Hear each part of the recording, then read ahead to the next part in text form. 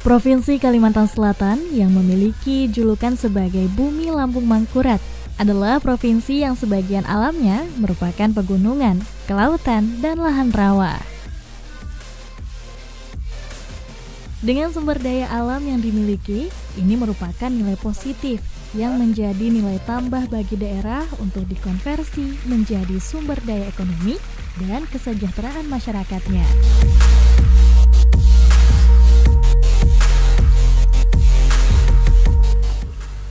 Berbagai hasil budidaya dari manfaat sungai, diantaranya budidaya ikan lokal seperti ikan betok atau dengan nama lain ikan papuyu.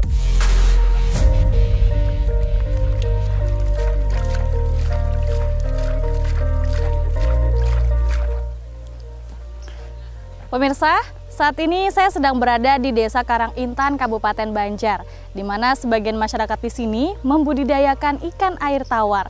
Nah, salah satunya adalah ikan papuyu. Apakah Anda salah satu penggemar dari ikan papuyu? Kalau begitu, mari kita lihat proses budidaya ikan yang satu ini. Ikan endemik Kalimantan Selatan ini merupakan ikan bernilai tinggi ekonominya bagi masyarakat pembudidaya.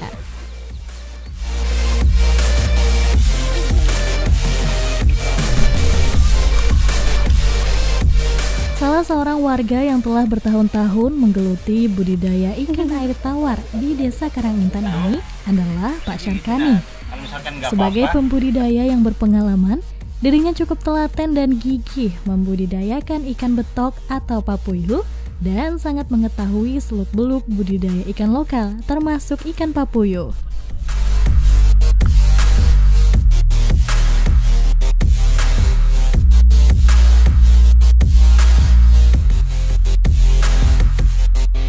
Selamat pagi, Pak Syarkani. Pagi. Wah, lagi ngasih makan ikan apa nih, Pak? Ini ikan papuyu namanya ini. Ini makanannya apa nih, Pak? Ini makannya pakan pabrikan, jenisnya pakai Galaxy namanya ini, nomor 1. Jadi karena ikannya masih kecil, jadi kita makannya masih kecil juga sesuai dengan kemampuan dia makan untuk pakannya. Oke, Pak Syarkani pembudidaya ikan papuyu ya, Pak ya? Iya, betul. Ini sudah berapa lama sih, Pak? Kalau sudah kita papuyunya ini sudah 3 tahun. 3 tahun sudah. Jadi 2019, 2020, 2021, 2022 ini. Jadi kita kemarin dulunya mau coba-coba juga gitu. Nah, mau coba-coba untuk pengembangan ikan lokal. Ternyata karena kita dicoba hanya mencoba 1 kolam dulunya gitu. Nah, ternyata pertumbuhannya bagus dan hasilnya juga agak memuaskan lah. Wah, luar biasa. Jadi berawal dari 1 kolam sampai akhirnya beberapa kolam gitu ya, Pak ya? Alhamdulillah. Oke. Ini biasanya makan berapa kali sehari nih, Pak, ikannya nih, Pak? Kalau dari ikan yang masih kecil ini kita 3 kali sehari makannya, karena mereka kan masih kecil ini makannya full gitu. Nah, ini di kolam ini ada ikan apa aja? Pakainya bukan hanya papuyu ya, Pak ya? Di sini ada koinya ini. Oh, ada koinya. Jadi koinya nanti kita kalau sudah umur 2 bulan ini kan sudah nanti kita ambil koinya. Jadi kita pertama panen koi dulu pertama. Nah, kalau koinya kita ambil, nanti yang papuyunya kalah makan kasarnya gitu. Nah, gitu.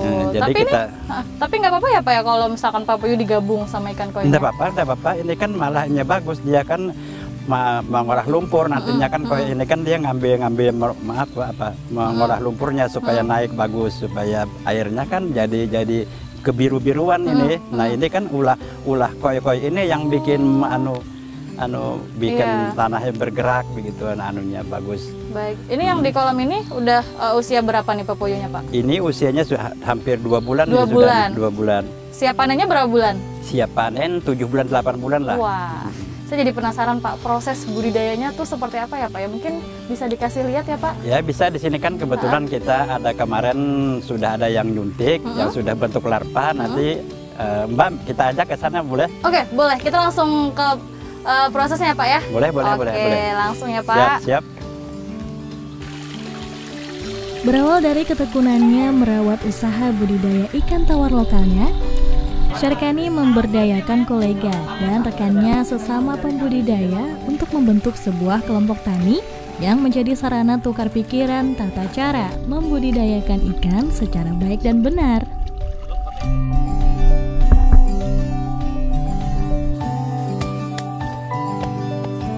Untuk ikan papuyuh sendiri, menurut Syarkani, cukup memiliki teknis khusus dalam perawatan dan pengembangbiakan.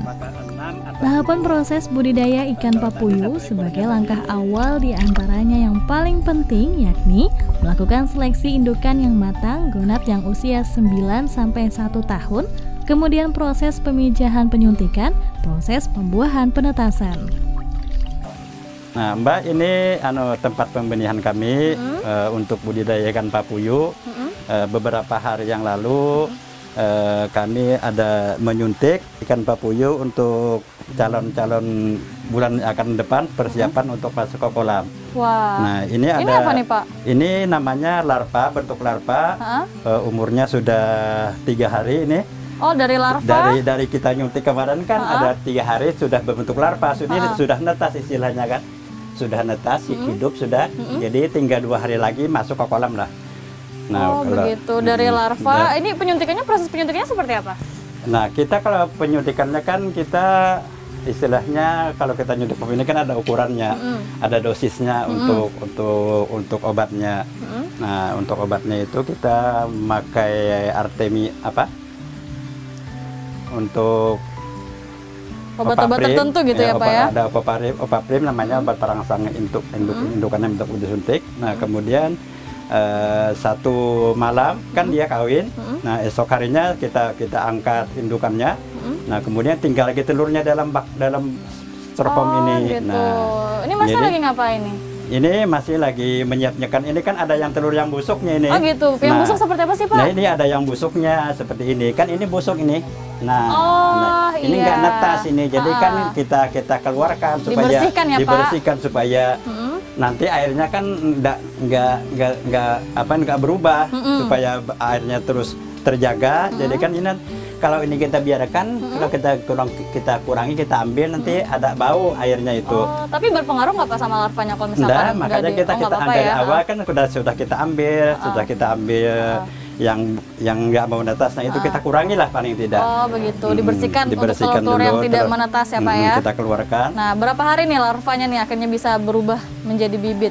Nah, untuk prosesnya dari larva ini 1 bulan lebih lah. 1 bulan. 1 bulan. Nah, ini kan ada yang sudah siap yang sudah 1 bulan. Ini ukurannya ini sudah namanya ukuran 46 lah. Nah, ini saya pegang boleh juga ya, Pak? Boleh. Nah, ini ukuran 46. Ini harganya sudah Rp300 1 ekornya. Per ekor.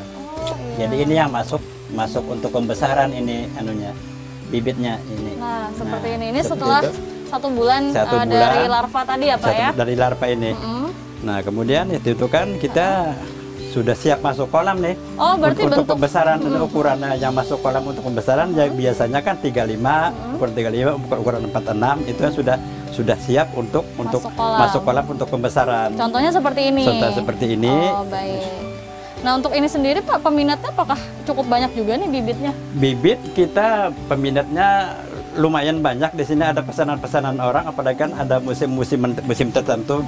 Tapi kami nggak berani menjanjikan sama orang. Coba kebutuhan yang utamakan kita untuk keperluan kita sendiri, untuk bibitnya itu. Nah. Oke, berarti awalnya proses penyuntikan. Setelah itu jadi larva gitu ya, Pak ya? Jadi larva, kemudian masuk kolam jadi bibit. Jadi bibit. Nah, jadi bibit untuk masuk ke persiapan untuk pembesaran ya seperti ini. Seperti ini. Nah, ini usianya kurang lebih di atas 1 bulan. 1 bulan. Ukuran 46. Ini kayaknya kan Pak ukurannya agak beda-beda ya, Pak ya? Nah, penentuannya tuh dari ukuran baru pindah kolam atau emang dari usianya? Dari katakan ini kan ada kita seleksi, ada ukurannya untuk menyeleksinya, sehingga nggak jauh beda lah antara bibit sama bibit itu kan. Ukuran kalau misalnya 46 kan sudah ukuran memang 46, paling ada yang agak besaran sedikit yang masuk gitu. Nah, cuma minimalnya kan ada bisa 46 gitu target. Nah, 46 itu sudah ukuran yang ratanya yang banyak lah, standar sudah ya, Pak ya. Sudah. Ini satu box ini ada jumlah tertentunya atau untuk ini kan terserah aja nih masuk berapa box? Ini kan persiapan aja kita panen, kemudian karena bibit papuyuh itu kalau kita tampung di hapa kurang aman sedikit. Jadi begitu. kalau bibit yang kita harus siapkan styrofoam begini. Ini biasa ditutup Pak styrofoamnya? Enggak. Oh, enggak ini ya? kan kita cuma persiapan untuk sehari untuk masuk ke kolam aja. Ini kolam yang akan disiapkan untuk masuk di sini. Oke, setelah ini prosesnya apa lagi nih Pak? Ini kan sudah siap pindah kolam ya? Iya, Berarti iya. Proses selanjutnya adalah? Proses pembesarnya tinggal kita pembesaran. Oh, gitu. Nah, dari pembesaran itu kan jadi umur sudah 1 bulan. Nah, berinjak ke 2 bulan. 2 bulan berarti kan masa untuk masak yang akan datang itu 8 bulan lah. 8 bulan. 8 bulan kita untuk pembesarannya di kolam. Oke Pak, kita langsung ke proses selanjutnya Pak ya. Nah, siap. Oke, Nah, di sebelah mana Pak?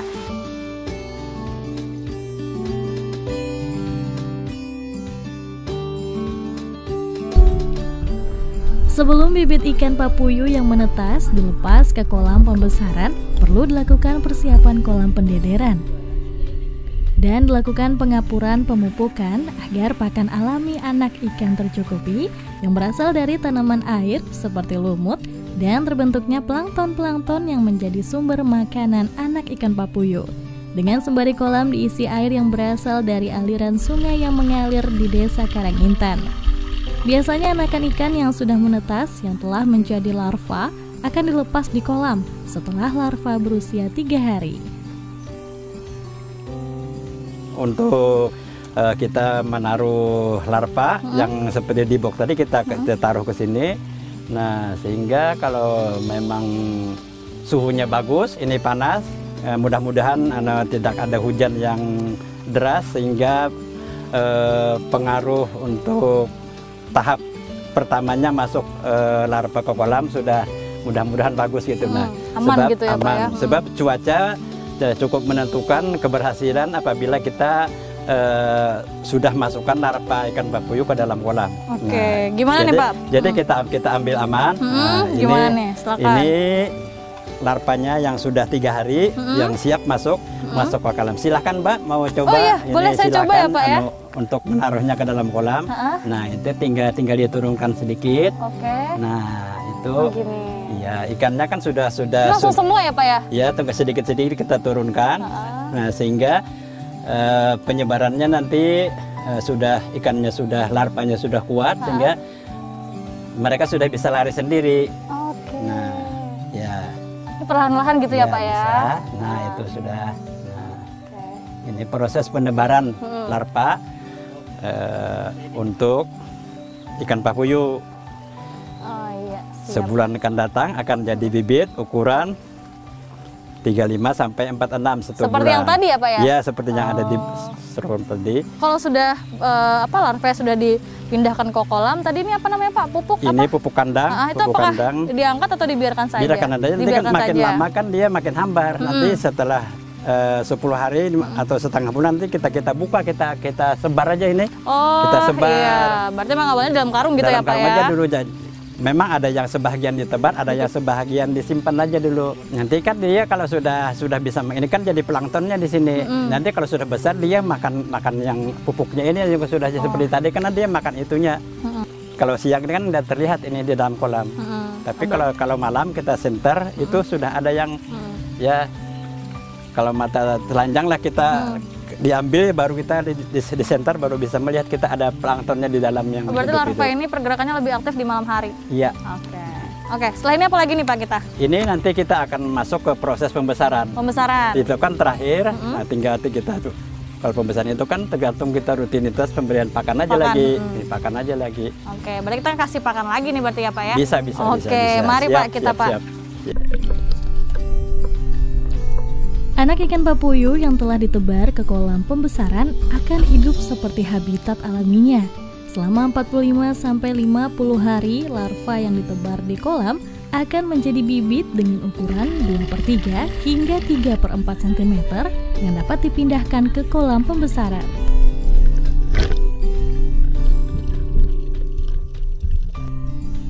Untuk perlakuan kolam sama dengan persiapan kolam pendederan dan untuk kepadatan kolam 350 hingga 400 ekor per meter kubik. Pemberian pakan secara teratur yakni 3 kali sehari diberikan sesuai dengan besarnya bibit. Usia ikan bapuyu dari awal hingga menjadi ikan yang siap dijual dan dikonsumsi cukup beragam. Ini kolam pembesaran, yang mana ikannya ini sudah berumur di atas 3 bulan lah. Oh, ini udah 3 bulan lebih. Sudah 3 bulan, jadi proses pembesarnya paling lagi sekitar 5 bulan untuk siap dipanen. Memang kalau pertumbuhannya cepat bisa 7 bulan bisa dipanen. Sudah bisa dipanen. Bisa dipanen. Tapi kan untuk panen ini kita melihat dulu grade A-nya banyak enggak. Nah, kita penentuan keuntungannya di grade A. Grade A itu kan kalau misalnya di atas separuh, kalau grade A itu sudah separuh lah, lebih separuh, itu modal sudah bisa kembali. Jadi kan untungnya itu sudah yang B dan C-nya. Nah, jadi kita melihat dulu, nanti kita sampai mau kita panen kan, kita pancing bisa 10 ekor. 10 ekor. Kita sampai. Nah, dari 10 itu misalnya 6 yang grade A masuk, itu kalau kita sampai yang sistem itu kan sudah bisa pasti gitu. Oh, begitu. Saya mau coba dong, Pak, sambil boleh, Pak boleh ya. dikasih Pak kan? Iya. Nah, berarti dari kolam ini Pak, kira-kira ini ada sekitar berapa ekor? Kalau panen tuh hitungannya per ekor atau per kilo sih Pak? Per kilo Pak biasanya. Per kilo. Per kilo. Nah, ini satu kolam ini kira-kira sudah ada berapa kilo kira-kira? Ini kalau habis misalnya pakannya sudah hampir 10 sak. Nah, kita kan memprediksi ikan itu sudah satu kuintal. Sebab minimal dalam pakan 30 kilo itu berat badan ikan itu 10 kilo jadinya. Nah, jadi kan kalau misalnya habis 10 sak berarti kan 100 kilo. Nah, jadi kan 100 kilo kita prediksi lah sudah ikan ini. Oh, berarti salah satu prediksinya itu dengan jumlah pakan yang sudah diberikan di kolam itu, iya, begitu. Sekali. Oke. Kalau proses panennya Pak ini sulit nggak nih kira-kira? Ini kalau kita proses timbulan ya Pak ya? Panennya itu memang kolamnya yang miring lebih bagus, tapi nanti kalau misalnya kolamnya yang landai sedikit, nah itu terpaksa banyak yang kita ambil. Tapi kalau elevasi kolam itu kemiringan itu tinggi, bagus, kita tinggal ngambil di belakang aja lagi. Paling ibaratnya 10% lah yang masih tinggal di kolam ini. Nah, itu artinya pembentukan kolam menentukan juga untuk memudahkan kita cara pengeringan, cara panen itu. Berarti semakin miring, semakin mudah panennya. Semakin mudah kan ikannya cepat turun gitu ke ujungnya gitu. Nah, berarti hampir mirip seperti nguras kolam gitu ya Pak ya? Tepat sekali. Oke. Nah, ini kalau ukuran seperti ini kira-kira peminatnya ada nggak Pak kalau untuk ukuran seperti ini?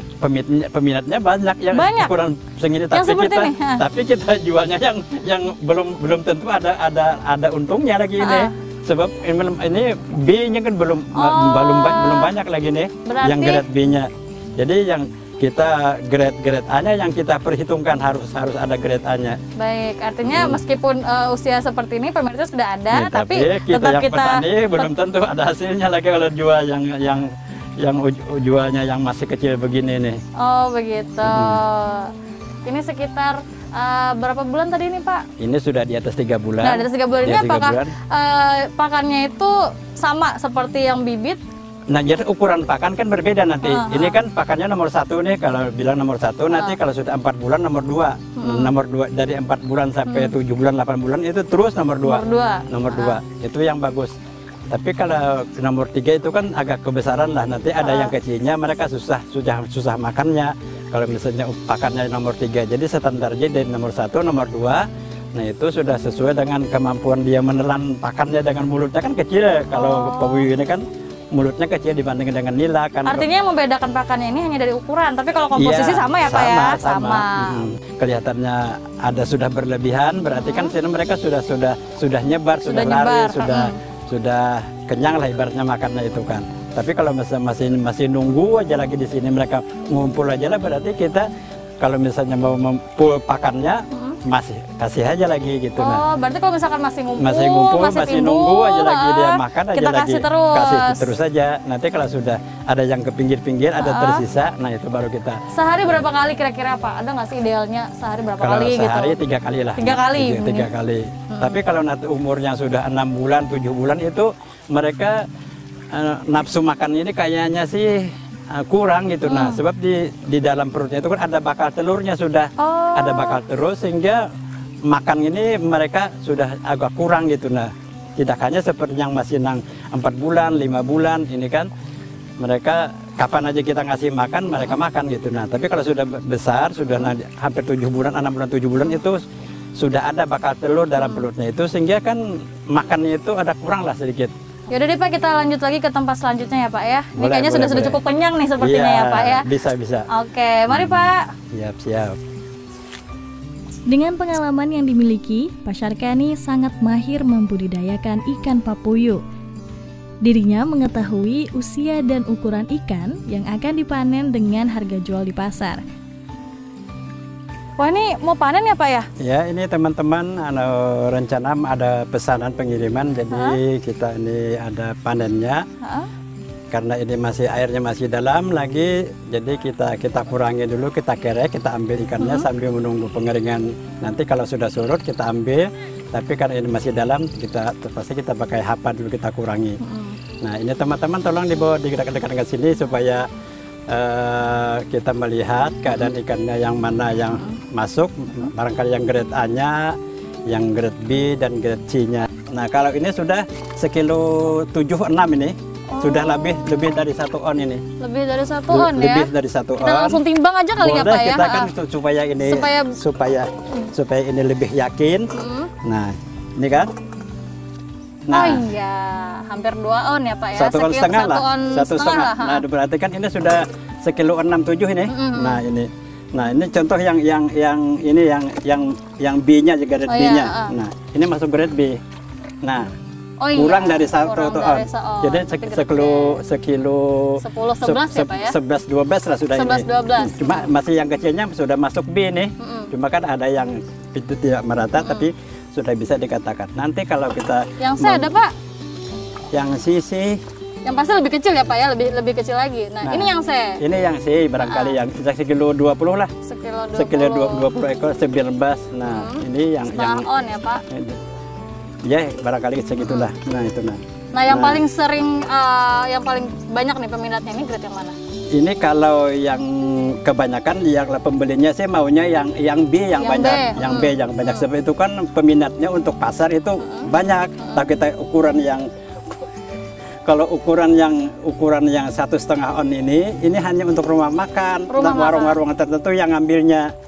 Nah sehingga untuk memang diambilnya semua, tapi kan untuk ini kan ikannya mahal nanti. Untuk orang yang makan di warung aja ini kalau sudah 1 ekor dan mereka naruh di piring 2 ekor aja sudah hampir 100.000 1 porsinya. Harganya aja sudah ini kan satunya di atas 10.000 nih sudah nih. Yang masih hidup 1 ekor yang grade A ini ya Pak ya? Iya, ini kan sudah lebih sudah 10.000, sudah kan 150-125 kan di pasar. Berarti kan ini sudah berapa karenanya yang masih hidup ini satunya. Baik. Kalau pemasarannya nih, penjualannya nih Pak, apakah konsumen yang datang ke sini atau ada cara lain untuk pemasaran? Kalau pemasarannya kebanyakannya sudah berjalan itu memang broker yang pembelinya yang datang ke tempat kita. Pembeli yang datang ke sini langsung ya Pak ya? Datang ke tempat kita. Jadi kita nyiapkan di tempat ikannya, kita grade. Nah mereka tinggal ngambil aja lagi sama mobil ngambil jam-jam sore-sore lah kan pemasarannya malam nih di Banjarmasin nih. Jadi malam kan langsung masuk pasar untuk kita jadi dari petani kan langsung masuk pasar ini. Nah kalau untuk saat ini harga pasarannya itu 55-60 lah, biasanya 60.000 kan. Jadi kita bisa menghitung misalnya kalau yang grade A-nya banyak kan lebih untung. Wah, nah iya, makanya betul. Petani itu kan mereka harus di atas 7 bulan 8 bulan supaya yang grade seperti ini nih. Yang A-nya ini yang C-nya juga A sama B-nya kan banding kira-kira nih. Ini kebanyakan yang A-nya ini. Jadi kan kalau misalnya di atas 70-80% yang sudah A-nya berarti keuntungan petani itu lebih bagus lebih besar lagi ya Pak ya. Baik, makanya dimaksimalkan hingga 8 bulan. 8 bulan. Harga jual ikan papuyu cukup fantastis dibanding dengan harga ikan lokal lainnya. Ikan papuyu untuk grade A bisa mencapai 75.000 hingga 125.000 per kilogram tergantung ukuran ikan. Itulah mengapa sebagian masyarakat mengenal ikan papuyu sebagai julukan ikan sultan karena harga lumayan mahal dan rasanya nikmat. Wah, Pak Syarkani, terima kasih loh, saya sudah diajak melihat-lihat proses budidaya budidaya ikan papuyu ya, dari sama. pembenihan sampai pembesaran, sampai saya juga melihat langsung nih jenis grade A, B, dan C.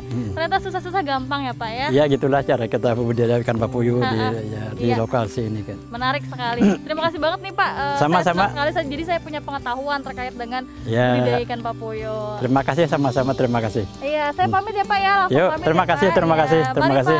Yuk, waalaikumsalam. Ikan betok atau papuyu di masyarakat Kalimantan Selatan cukup memberi nilai positif. Dengan harga jual lumayan tinggi, ikan papuyu sangat memiliki potensi ekonomi untuk meningkatkan kesejahteraan masyarakat. Inilah yang menjadi harapan Pak Syarkani dan rekannya untuk menjadi pembudidaya ikan lokal papuyu. Pak Syarkani berharap budidaya ikan lokal dapat menjadi pilihan profesi untuk masyarakat guna meningkatkan taraf ekonomi dan kesejahteraan, dan pasarnya pun cukup luas. Pemirsa, itu dia tadi proses budidaya ikan air tawar jenis papuyu milik Pak Syarkani dan Pokdakan, kelompok pembudidaya ikan yang berada di Desa Karangintan, Kabupaten Banjar. Sampai jumpa lagi di Potensi Banua berikutnya. Saya pamit undur diri. Sekian dan terima kasih. Wassalamualaikum warahmatullahi wabarakatuh.